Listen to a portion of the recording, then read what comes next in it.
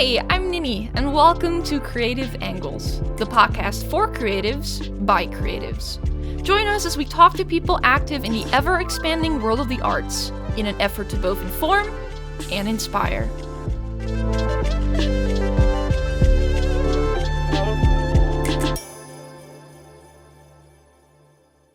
We're rolling! Well, hello listener! Welcome to the very first 2025 episode of Creative Angles. I'm your host, Nini, and today we are here with Lindar from Studio Thumpy Puppy. Lindar, welcome to the podcast. Oh, thank you so much for having me. Welcome, welcome. Would you call yourself a musician, or is there another term you would prefer? Oh gosh. Musician, composer, honestly, if I'm being perfectly honest, I am a mid musician. I am more of a composer. Oh, I mean, your work from what I've your studio's work is fantastic from what I've heard. So it's an honor that Thank you're you. No, it's here. just if you sit me down with a real instrument and pay attention to me and ask me to do something, I'm decent, I could handle a live show. I've done it before, but Oh. I'm not like some of the amazing studio musicians I have. I guess it's like something like theater, right? Where if someone knows the script, they may pick up on things, but like the average person that doesn't really know music overall will probably just think you're doing amazing, right? Like that kind of. Exactly. Yeah. That's what it is for How long sure. have you been doing music stuff for? Oh gosh, about 25 years. 25 years? Oh my goodness. I am fairly old, surprisingly. That's how old I am. For the record. You're 25. I'm 25. Yes, correct. Oh my goodness. I am 37. I was born in the 80s. Oh wow! Oh, no worries, no worries. I have friends of the same age, so don't worry about like startling or anything. Were you always like what did you start with? Did you pick up an instrument or something? So how I started was it's kind of always been like a lifelong thing. Like first off, my my father worked in aeronautics, so we had a lot of technology around from since I was born, so I've kind of always been glued to a screen of some kind. Um, and like as much as I love video games and I'm a huge video game person, um, it was just the soundtracks that really caught me, and I've always been like a very musical person. I would goof around on my father's piano and stuff like that. But it was very much one of those things where because I was so young, and one of my parents was a boomer, the other one's from the forgotten generation, very old people. They kind of like, okay, well you're a kid and this might just be a phase. Mm-hmm. And finally, by age 12, I had been so insistent about doing some kind of music that my mother, bless her heart, she got me a longboard for Christmas that year. Oh. Because I was very into skating. I mean, it was the era of like Tony Hawk's Pro Skater, so I was very into that. And I could not hide my disappointment, and like she went out that day Oh. and returned it and ended up like having to be a little forceful about being able to return it, and instead went to the local guitar shop and grabbed me like this little cheapy like Ibanez starter guitar. Oh. And I was just overjoyed. I That's was so absolutely sweet. overjoyed. And this was in the late 90s. So I was at the time I was very into like 80s metal and stuff like Ooh. that. And some of like the newer like new metal stuff. And I just went bonkers with it to the point where in the first 3 days I played my fingers raw to the point where like there were red streaks on my guitar. Oh my It god. was bad. Very passionate. Yeah, and one of the things that was like a big thing back then, and I have no idea if it still is Guitar Pro. So I was looking at Oh, like right. tabs online to learn how to play certain songs that I liked. And the thing was, I kept running into tabs where they were obviously wrong, and it bothered me. And then I figured out that you can, like, it's fairly trivial to fix the tabs. And so I started doing that. And then the next logical step was, oh, wait, I can just write my own things in this. Ooh. Um, and so I just started writing my own original material, and I was still playing the guitar. And it inevitably, as any guitar player will tell you, I ended up playing bass for a few different bands. I was the I was in so I was not a band kid, but all of my friends were band kids, and over the summer they decided they wanted to make a ska band, Ooh. and so they were like, okay, well, we don't have a string player, and honestly the guitar part is kind of whatever, so can you play bass? Here, we have this bass for you, no one knows how to play. And it just kind of went like that for Oh a my long god. time. um and so it just ended up being a thing where over the years it was like, we need someone to play this, we need someone to play this, can you play piano, can you play drums, can Oh you my god. play accordion, clarinet, whatever. I picked up so many instruments. That's one way to learn. But Oh my goodness. but throughout that, like writing my own stuff in Guitar Pro was kind of where I got started with that. Ah. And eventually I realized, well, like, okay, well, this is not really meant for what I'm trying to do. Um and so I moved on to like Cubase and then FL Studio, and then I went to a trade school and learned Pro Tools, which is great for an actual studio, but for an indie studio, it's just not the right tool. And so I ended up moving over to Ableton Live. And Hmm. I've also tried out like what Reason and Logic and yada yada yada. And it's just Ableton Live has worked the best for me so far. But it's just kind of been that theme of me always writing stuff on my own time, and then with any bands I happen to join, it's like, can you play this thing that we need covered, rather than can you play the thing you want to. Sounds like a cool Um, mix. Like a bit of it your was pretty comfort zone and the opposite of comfort zone, essentially.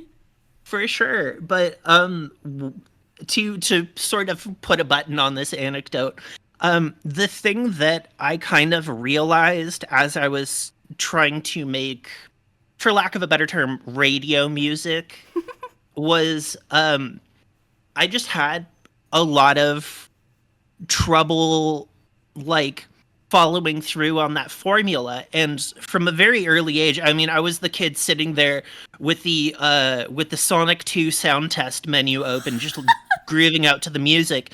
So I figured, okay, well, I've always loved video game music. I've made some like music for games that don't exist, just as an idea. So why not just lean into it Hmm. wholeheartedly? And that's kind of how I wound up where I am now. Was there even Like, like back then a way to like I'm thinking like nowadays you have like Spotify to listen to game OSTs, but was that even like anything similar to that back then? Like to listen to them? oh gosh, no. I feel like it It must have been was such an underappreciated craft back then. very much so, and it's very nice to see that like video game composers are getting more notoriety and more attention and things like that. Yeah. Like gosh, like I think like a couple of names were like Lena Raine's a big one. Bless her. Yes. She's so sweet. I just like reached out to her out of the blue one time, like, hey, I'm trying to step up my music production. Can you help me out? And just for like a couple of days, she was just like, yeah, okay. Like any questions you have, let's Oh, walk you through it. So sweet. I don't know if she remembers me, but like wonderful person. And then what? There's like Ben Prunty, who's a really cool one. God, Chipsel, Danny B is so great. Oh my goodness gracious. I wish I knew these names, but based on Uh, your enthusiasm, I assume they're pretty good. let's see, Josie Breckner. I have to shout out Josie Breckner. Another amazing indie video game musician who's just like, I don't recall if she's done anything like super duper big, but she's kind of just like everywhere in indie gaming. Um, just amazing musician. M. Guerre, probably another fantastic one. But then also you got to go classics like Nobuo Uematsu, Hip Tanaka, like big names from like the 80s and 90s that didn't quite get the recognition they deserved. Right. Um, it's like We've I don't certainly come a long Koji, way, yeah. With Koji Kondo, of course. Like, come on. it's like nowadays people will just unironically recognize even like the style of a musician without even knowing that it's Right? them. It's like some people have Yeah. really made it in that front. Um, Oh yeah. when you started like using software for the first time, like was that really intimidating to like, seeing all the different settings and how much you could do with those? Oh. Oh my goodness. It honestly it never stops being intimidating. Fair. You just after a certain after a certain amount of experience, like if you end up having to like relearn a thing like when we transition to Ableton Live here, it's not so much a, oh God, what do I do with like how do I it's just like, oh God, here we go again. Okay, where's the shortcut for this thing?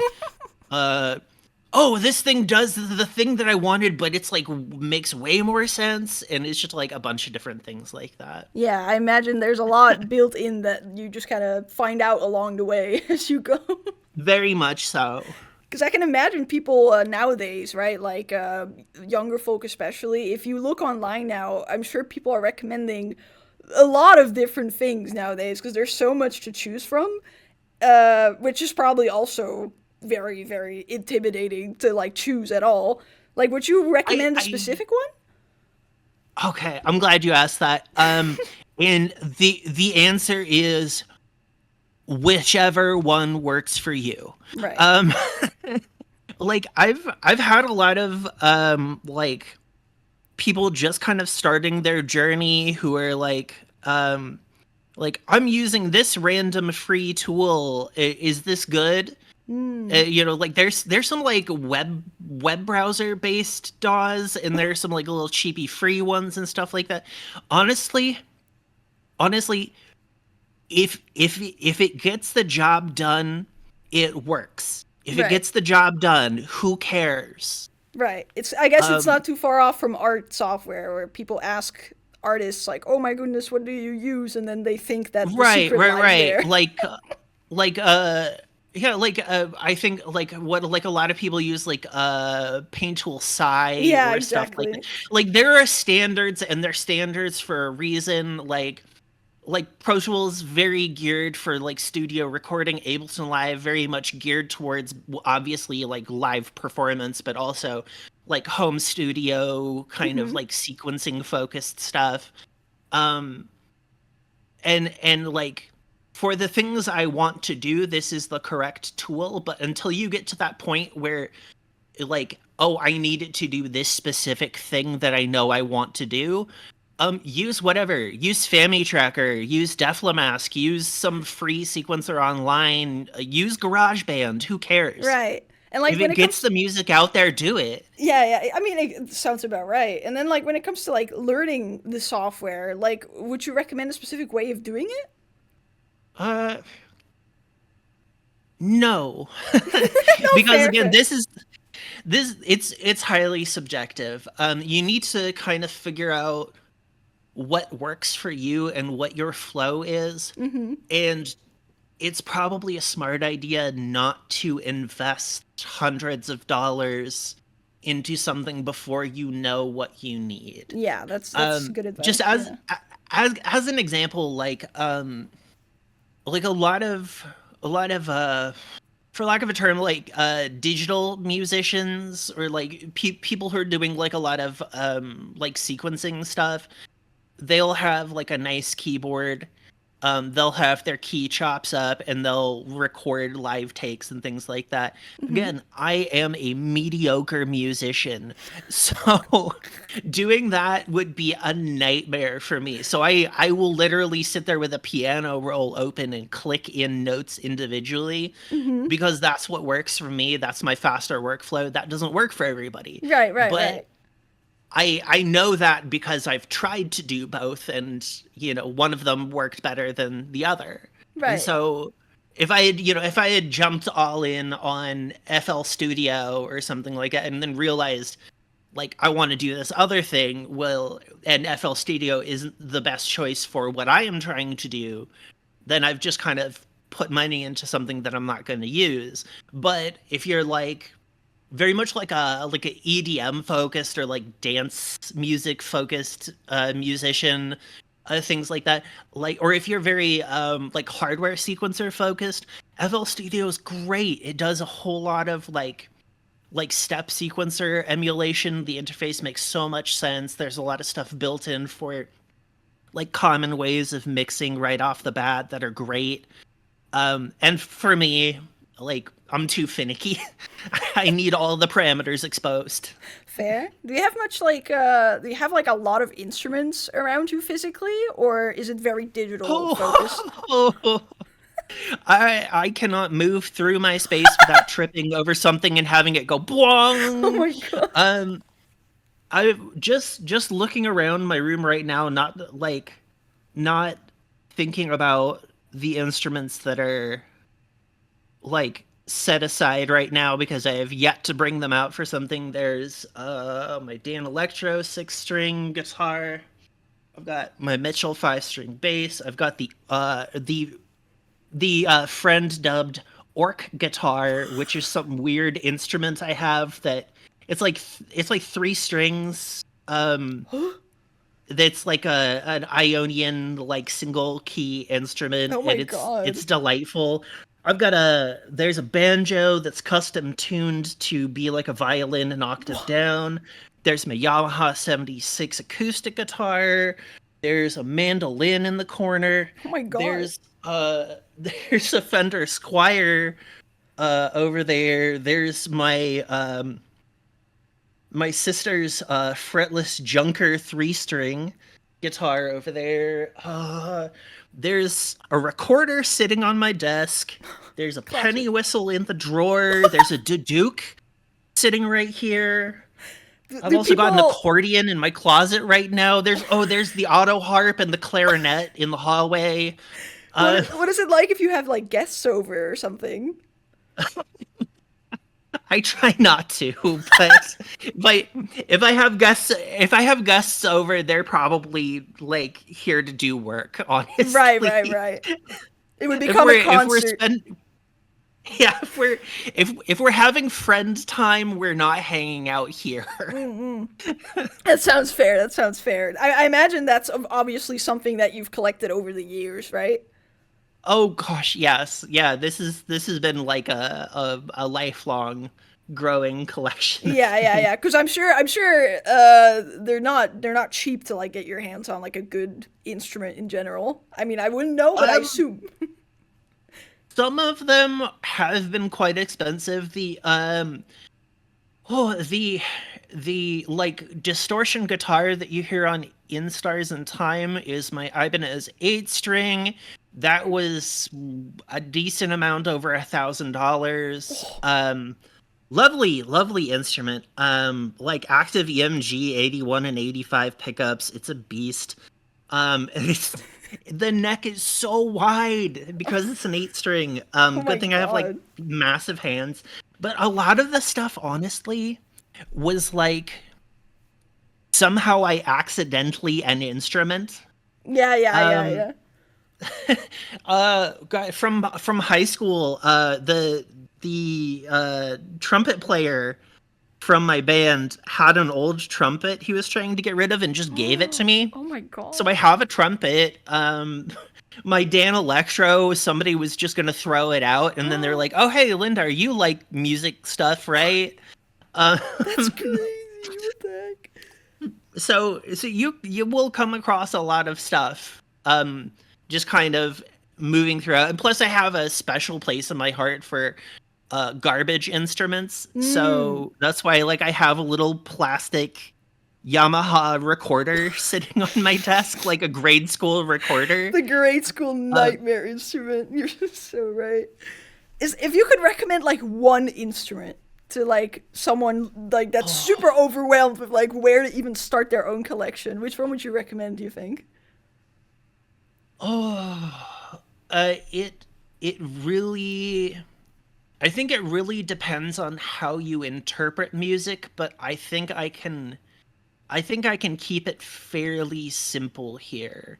Hmm. Um, which is if you are very tactile but kind of intuitive, guitar, ukulele, something. Ukulele is really simple to play. It gets your Hmm. fundamentals going. The nylon strings are really easy on your fingers, but guitar is also really cool. That can just be a little more intimidating because rougher strings and because it is Yeah. a larger instrument. If you're more of like if you're more like tactile like you like the whole thing laid out in front of you, obviously like get a keyboard. Yeah. Just like go get a little cheapy Korg or Yamaha or something like that and just practice because you've got practically a whole band right there because you can play like everything. Yeah, right. um but if you're more of like if the way you conceptualize music is more in the realm of how a singer feels about music, really like a wind instrument, something like a flute or a clarinet, um, it's a little tricky to get going at first, but the way the instrument is laid out, it's really intuitive for like actually getting something like playing something decently well once Hmm. you figure out how to get it to make a noise at all. Right. And then like if you have like a project, right? Like Insurgent Time is obviously a pretty recent one. I imagine, let's say you have like an idea on the table, how do you go about choosing what kind of musical direction to go in? Oh gosh. So I can take that a few different ways. I'll like for the kind of stuff that I have taken on where there's a decent amount of narrative direction, rather than just like raw situational Mm, feeling. Um, I kind of I will kind of like mull over what the vibe is, and ideally I will have established some sort of aesthetic right. for the overall soundtrack. And then from there, sometimes I will just like hop onto Ableton Live, load in a little piano, and just click in some notes until I have a basic structure. And then maybe I'll replace that with something else, add in a few other instruments. Sometimes, though, it's just so much easier for me to pick up a random instrument and noodle. Yeah. So I kind of have two different approaches to that in terms of like actually composing something. Right. Because sometimes it's easier to just like have the whole chunk in front of me and okay, I want this very specific thing, and then sometimes it's easier to shut off my brain when I'm holding an actual instrument, and sometimes that's what I need more than granular control. Yeah, makes sense. When it comes to like other people around you that are not in the creative sphere, right? Like I don't know if your family falls into that category, for example. How did they feel about your like the passion just kind of growing over time? my mother, bless her heart, she is my biggest supporter and biggest critic.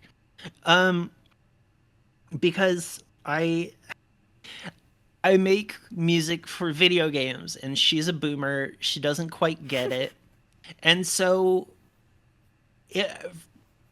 if I present something, first of all, I'm not going to send her like anything heavy metal or anything Right, like right, that. She's right. just not going to appreciate it. But um, I will, like, I'll show her different stuff, and she always has the same two comments, which is, "Oh my gosh, you should write music for film. You'd be so good at that." Um, which recently we did a short film. We posted that on Yeah, I saw socials. it. It was a very touching piece, and I was Mhm. I was so happy to be able to, like, throw the heartstring yanking nonsense that I do onto that. Um, but the other thing that she says is, you should get someone to write lyrics for your music. Um, because it's like, like, Classic you're parental not stuff, yeah.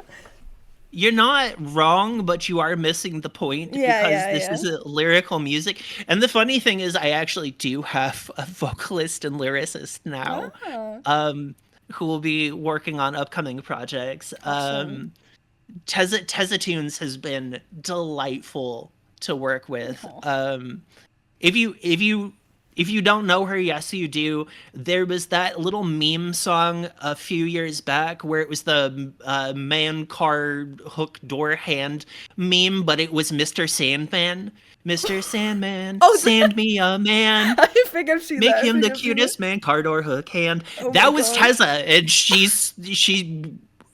works with me part time now. Oh my god. So that was a weird Awesome. thing.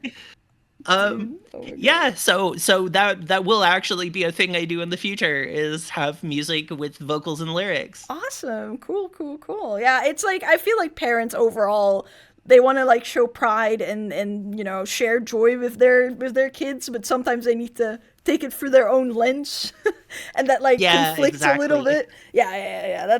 That's classic. That's classic. Um, when it comes to like work you've done in the past and stuff, how does it feel to see the impact like firsthand, like people commenting things, or for example, recently or somewhat recently, where like 8-Bit Drummer covered some of them, I believe. That was that was wild. That was definitely wild. I watched a bunch of those, and the reactions, especially to my sister's choice in drum composition, Mm. because my sister Sandra does like all of the drums for everything right Oh, now. Um, and she's she goes wild with it. I mean, there's no denying that, especially like with my predilection for weird time signatures. She will go in and make sense of my weird time signatures, but she will also, like, go in on it so hard. And so we both got a kick out of watching that, where it's like, what is why do the drums keep switching? Why do I the can drum imagine. I was just like, yes, Oh my yes, you know goodness. the pain. Awesome. It was so cool.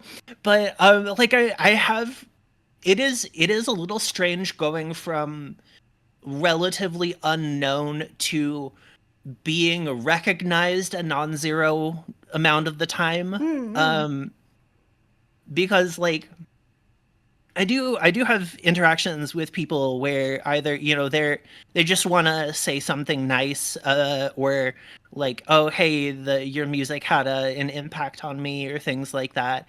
Some people just, I don't know, but it's always like, oh my gosh, it's you. And it is very, very flattering, and at the same time I'm like, wait, what do you mean by that? Yeah, What do yeah, you like I'm disbelief just almost. like, I like, if you knew me in real life, you would not be acting that way. I Not to say anything bad about myself, it's just like, I'm kind of a goober in real Right. life. It's very Um, sentimental in that sense. What they're saying. and like I'm so glad people love it. You know, causing severe emotional pain with a wiggly air is one of the great joys in life. Right. But but at the same time, it's like yeah, I am in sweatpants right now. I like Does it feel like it adds I'm pressure? just it's not it doesn't really add pressure. That's not it's just kind of it's like I'm so glad I could do something like that was so emotionally significant to you, and at the same time like I am just one awkward person stumbling through the world. And so it's like the contrast between that is a little like, okay, okay, Right. okay. Where people kind of put the artist on a bit of a like pedestal, and it becomes like it feels like surreal in a little bit of a mixed sense, I can imagine. Yeah, yeah, yeah. Like there is inherently some kind of like parasocial aspect Yeah. to making media that has an emotional impact on people. Mhm. Because like they know your work and they have developed their own relationship to that work through experiencing it, Right. which is like so cool. Like that was the first thing that really hit me was like, oh, that like like a significant number of people who have never met me have had this whole private experience Yeah. with something I made, Yeah, and we bizarre. don't know each other, and that's wild to think about. But but then once those two worlds kind of intersect, that's where there's a bit of stumbling going on, where Mhm. I understand, like, you know, I'm just a regular person too, so like I get that, like, you meet someone who did something that like had an emotional impact. You're like, oh wow, I really liked that thing, and at the same time I'm like trying to act normal. Mhm. um and it's a weird little dance to do. It's like a an odd little line to straggle, where you want to show appreciation without like coming off a little unhinged, I guess. I've been in Right. that place too, where like I used to live and work in Hollywood. Oh wow. And so I ran into celebrities all the time, and like honestly half the time I didn't know who they were because I'm not like major into celebrity culture.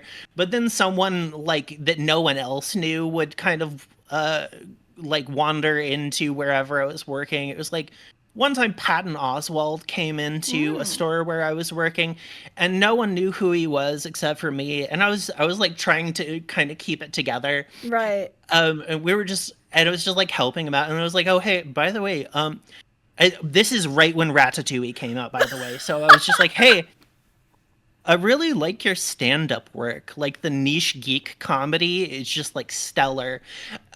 And the way that his face lit up for Oh. somebody to say something other than Ratatouille, it was like, okay, nailed it. I Oh, that's wasn't so weird about it. funny. Yes. Oh, yeah, so I that's so real. That's so real. so I get how it is. Yeah, yeah. Where it's like, how do I show appreciation?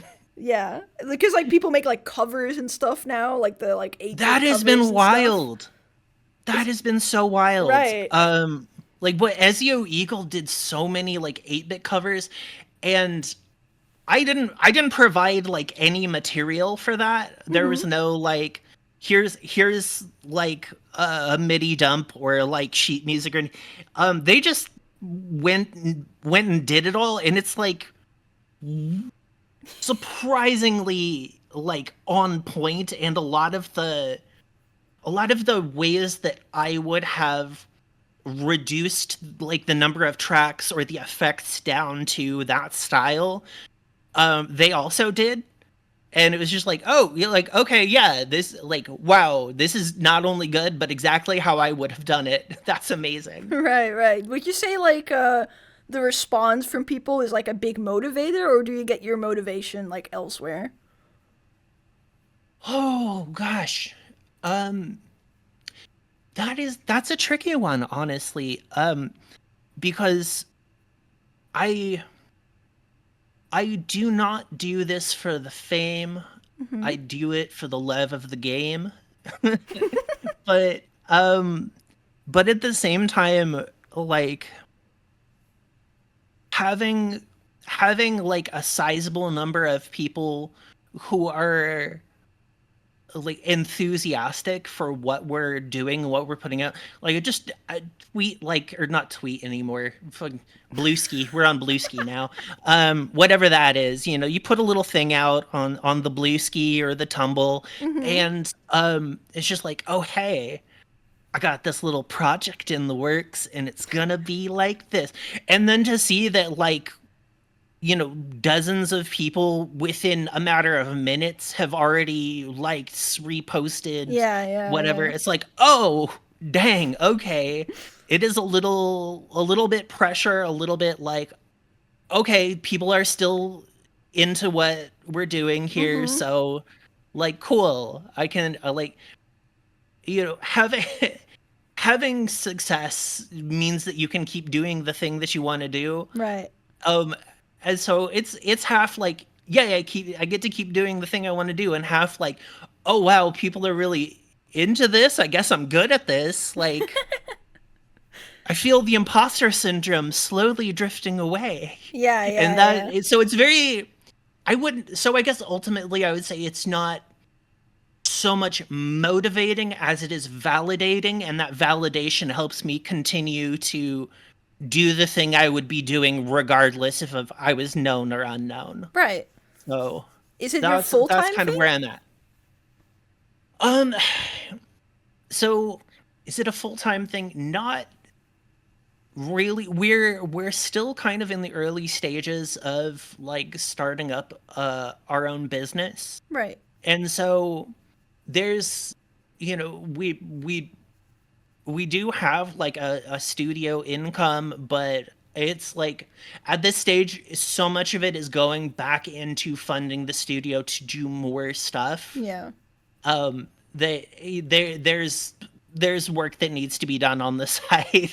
I can But imagine. the goal is to get to that point. It's just kind of a hard it's kind of like a hard thing to get into full time, because of the nature of how projects work. You find out about a project, and then months later you actually start on the project, and then a while later the project actually comes out, and meanwhile that whole time you made you got a little initial thing up front, but the regular like the regular regular royalties and revenue and things like that Hmm. don't come for like at least a year, if not longer. Yeah. So So like, so right. building up the regularity of work is kind of Yeah. where we're at right now. So because like I can imagine there's for example younger people who are in that phase of their life where they need to pick degrees and like where they're going in their Oh education and stuff. gosh. It's very expensive nowadays, especially like creative industries and Oh yeah. everything. Would you personally recommend people have like a side plan aside from just focusing on their like passion type career? um I this is a little complicated, and I think it makes a small assumption I don't necessarily agree with, which Mm-hmm. is that school is a necessity Right. for creative I was work. about to follow up with that. I was about to be like, "Oh, do you think a degree is even necessary?" And like I mean, school is great. Go get an education. Mm-hmm. Like there's no question there. Um the way that we currently conduct education maybe could use some improvements, but Mm-hmm. um so that notwithstanding, to actually get to the point of the question, it is important to not starve while you're Right, right. trying to make stuff happen. And it's I mean, it's personal cost benefit analysis as to how much of your time and energy you want to put into one thing versus another. I personally was in information security for like the last decade minus the last couple of years, where I've been focusing on this way more. And that was not the right move for me. I think it got me, it got me on my feet. It got me moving. It let me invest into my studio, but the amount of time and energy that takes is Yeah. not sustainable while also trying to be a creative. Right. And so now I'm a part-time large person for money. I stand around and be large at people so they don't do mean things. Right. That is so I went from being a professional hacker to um, like a meat shield. um, so I am 6'4". We're like 192 centimeter. I'm like 115 kilo, 250 pounds. Dang. I am big, and so like it feels like a waste because I have all that experience in the security industry, and also I am large, and being a security guard is so much easier than fighting with the tech industry. And provided you get the right jobs, it's very rewarding work. You develop a rapport with a lot of people. You're keeping like venues and things safe. Yeah. So it's good work. I've worked venues, I've worked dispensaries. It's always like such a chill job. Yeah, it's a And good just example of like doing two things, like two things that you like essentially. right. So yeah, just like find the balance that's right for you is what I'm saying. Yeah, that's good advice. That's good advice, I would say. When it comes to like putting yourself out there, right? Like your portfolio, I guess you could say, or Ah. advertising or whatever. Because like that landscape has changed a lot in the last 10 years or whatever. If you could like recommend a specific way of like putting yourself out there to look for jobs, projects, whatever, is there like a specific thing that comes to mind? As far as the video game industry goes, yeah, things have changed a bit. In terms of the music industry at large, things surprisingly have not changed, except that larger labels and corporations don't have as much sway as they used to. Right. But I the thing that I will say about putting yourself out there, first just broadly as a musician, and then I'll go into more specifics about the game industry, but just broadly as like a musician, composer, whatever, make friends. You don't need to like advertising yourself is great. Playing live shows puts you out there, gets you seen, gets a fan base, yada yada yada. Network, make friends, be a cool person to spend time with, Yeah. be someone who is rewarding to work with. Essentially, just the That good is way the of networking. best. That is the best way to get yourself out there because like cold applying for studio jobs and Yeah. like putting yourself on like handing your resume out and stuff like that, that has such a low success rate in this industry just in general. Whereas if if someone happens to know a person who does a thing, and oh yeah, they're really cool to work with, like we had a great time, they got their stuff done, showed up 30 minutes early, like kept on task, but they were a lot of fun, we had a good rapport, that person's going to get called over a random resume Yeah, every exactly. time. Yeah. I feel like that's a good Um, way with like a lot of creative fields right now where like it's you could say like the networking term, but that it feels a little too corporate or something. I feel like just like you say, being nice, and supporting people in your field as well, like, goes a lot That is, further than just focusing on marketing and stuff oh, like that. absolutely. Absolutely. I will like this because of the nature of creative fields, there is this sort of framing that it is quote unquote highly competitive, Mm. but if you come in with that attitude, you're not going to succeed. Yeah, it's like It hostile. is, yeah, you want, like, this is a highly collaborative field where for lack of a better term, pardon my language, you can't shit on people because that's a no-go. Yeah, Like, yeah, yeah, people absolutely. will not want to work with you. Hmm. Um, whereas if you're cool, it's like, if someone comes to me with a thing like, oh, hey, I want to do, like, I want this kind of music, like, that's really cool, but I feel like someone else would do this better. Can I introduce you to my friend so and so? Right, right, right, right.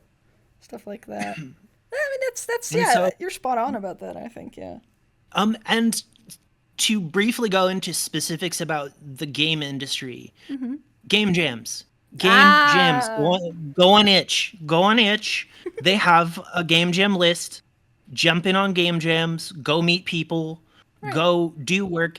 Even if you don't vibe, it still gets you practical hands-on experience doing the thing, Hmm. because doing it conceptually and doing it like in reality, working with people, totally different game. Hmm. Um, and then you might meet some cool people. You might get some opportunities from that.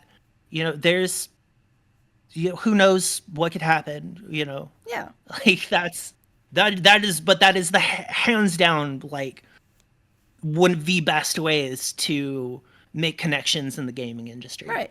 And let's say someone like, because this is something I'm sure that plays in a lot of creative spheres as well, where let's say someone just starts out in that way and they have their first project or something, and it comes to the topic of pricing yourself, right? For the very first time. Like, how would you recommend a complete newbie to decide how much they should charge or something? Um, oh gosh, this is a nuanced topic. Let me think a second and take a little sip of water or something here. Yeah, it's like I feel like with a lot of something I see in like illustration at least is a lot of young people, when they just start, they just I get that they're not reliant, but they charge so little, right? For like hours and hours of work, even though they're not necessarily young or anything either. It's not they could use the money. So I feel like there's definitely a lot of shame or something to for new people to ask money for their work sometimes. Okay, that's a great lead in here. So to address that one specific point, and this goes for creatives in any field, Hmm. I will specifically call out visual artists on this. Charge for your services. Count the Preach. number of hours it takes for you to do the thing and charge appropriately. If you are making less than minimum wage, you are doing something wrong. This is a highly skilled field.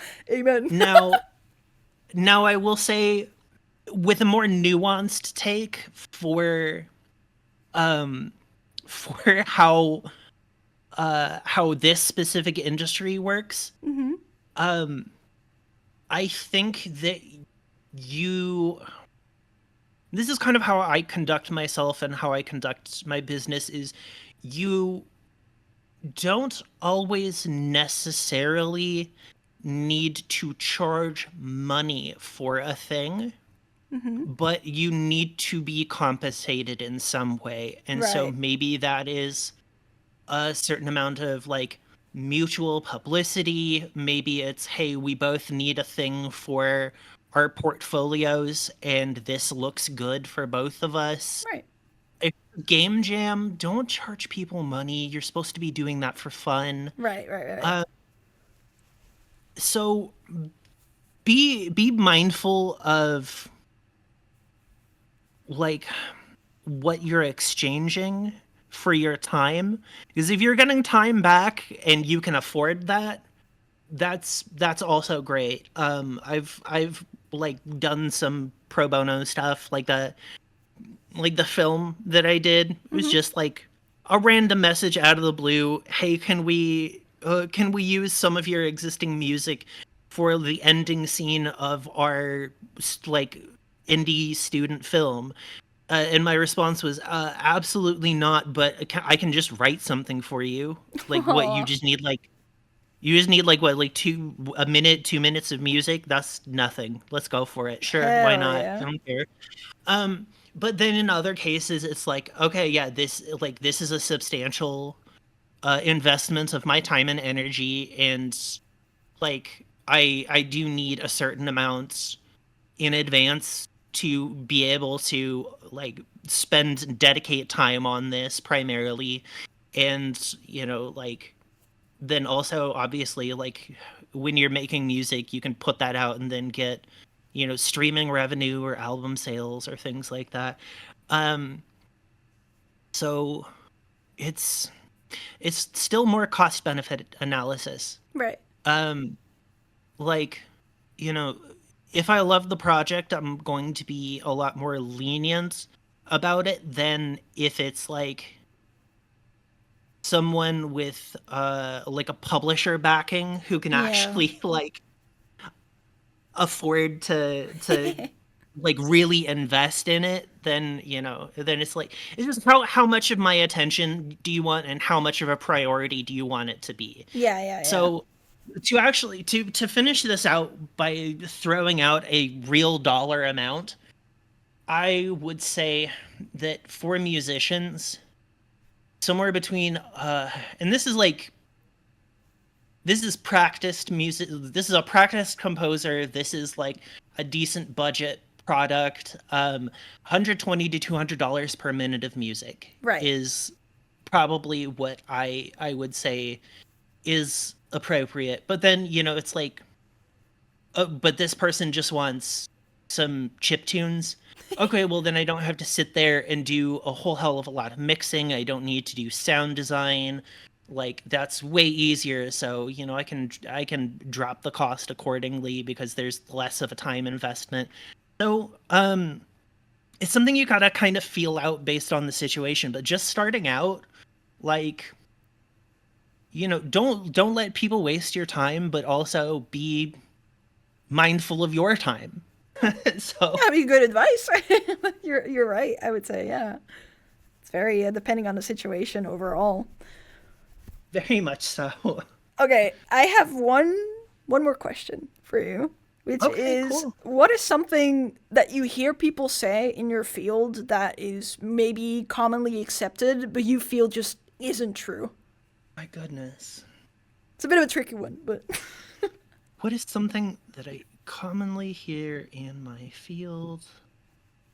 Inside of the industry, like from other composers, I do not hear a lot of negativity, which is oh, wonderful. that's good. From from outside, um, I do hear things that I think a lot of people in the game industry hear in general, which is just trivializing what we do. Yeah. Either, oh, anyone could do that, or, oh, why are you making this instead of doing something more serious or real or whatever? Hmm. Where they kind of will just like devalue what we do when, I mean, video games are a legitimate art form. Yeah. Like, that I will not accept anything else. Like video games are a legitimate form of art. The amount of passion and skill that goes into it, like obviously certain, like some games are very narrative focused, and they have like that kind of impact. Other games, maybe they're not so dialogue heavy, but they still have like a visual storytelling impact. Some games don't really have any story at all, but just the way they make you feel is like so carefully crafted, and we've spent so Yeah. many years honing in on how perfectly we can encapsulate the experience of being shot out of a spaceship and then blowing up bugs. Um, and so it's like, yeah, it's I don't care. Like, I controversial take, as much as I do not like Call of Duty or really Activision as a whole, and I have Mm-hmm. worked for them in the past. And I will call it out. It's fair. It's Like, fair. Go ahead. no shade to the people who work on it or anything like that. The developers and everyone else involved. Beautiful work. You're doing amazing, constantly innovating, constantly refining. That's great. I personally do not care for Call of Duty, and even then I will say Call of Duty is art. Yeah. And a lot of people will disagree with that, and you can go jump in a lake as far as I'm concerned. Right. No, you're Um, right. I agree. like the C-suite can join them though. I feel like a lot I of big projects, like there's probably people in those teams as well that do, really care about their Oh, I craft. mean, gosh, the amount of sound design that goes Yeah, into a game like exactly. that, like you have no, like the amount of like nerdy, like super special interest detail that goes into making the click clack chick Yeah, chang exactly. Like sounds the someone is pushing a rock on sand. unreal.